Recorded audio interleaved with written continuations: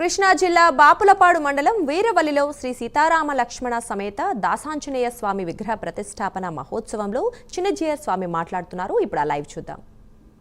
అందుకునే వ్యక్తుల యొక్క ప్రగతిని కానీ వ్యావసాయికమైనటువంటి పరిస్థితులని కానీ వాటి వల్ల కలిగేటువంటి లాభాలని కానీ చక్కగా చూసి వాళ్ళలో ఒక ఉత్సాహం కలిగేట్టుగా చేసుకోవాల్సినటువంటి బాధ్యత మనందరిదీని. మేము స్వీడన్ అని ఒక దేశానికి వెళ్ళామండి కొన్నేళ్ల క్రితం. అక్కడ పొలం దున్నకూడదుట అక్కడ పొలాన్ని. నేలలో బోర్లు అనేవి అక్కడ వెయ్యకూడదుట, బోర్లు వేరు. అక్కడ పంట బాగా పండుతుంది, ఎందుకంటే శీతాకాలంలో మంచు పడుతుంది ఆ టైంలో తప్ప మిగతా కాలాల్లో సహజంగానే వాన కురుస్తుంది. ఇప్పుడు మన గోదాదేవి తిరుప్పావై ప్రబంధంలో తీంగిన్ని నాడెల్లాం తింగళ్ ముమ్మారి పెయ్దు ఓంగు பெரும் சென்னலூடு கயலுகட புங்குவளைப்போதில் பொறிவண்டு கண்படுப்பா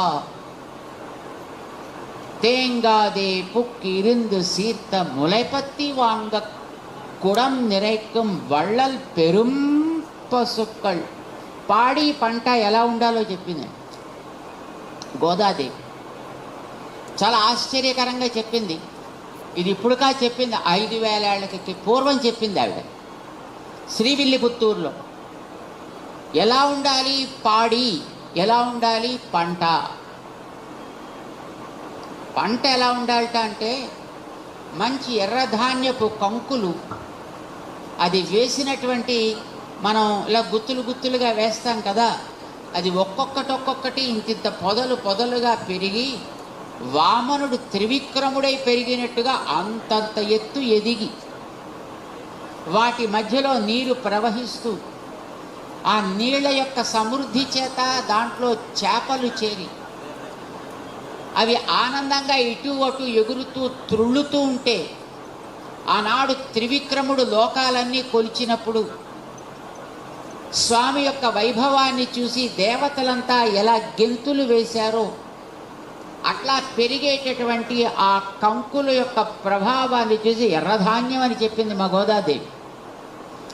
ఆ ధాన్యపు కంకుల మధ్య తిరిగే చేపలన్నీ కూడా అప్పటి దేవతల్లాగా అటు నుంచి ఇటు ఇట్టించి అటు ఎగురుతుంటే, ఎందుకంటే మధ్యలో ఆ కంకుల పొదల యొక్క మధ్యలో వెళ్ళేటటువంటి దారి లేక ఎగురుతాయి వాటిపై నుంచి ఇటుపై నుంచి అటు అటుపై నుంచి ఇటు.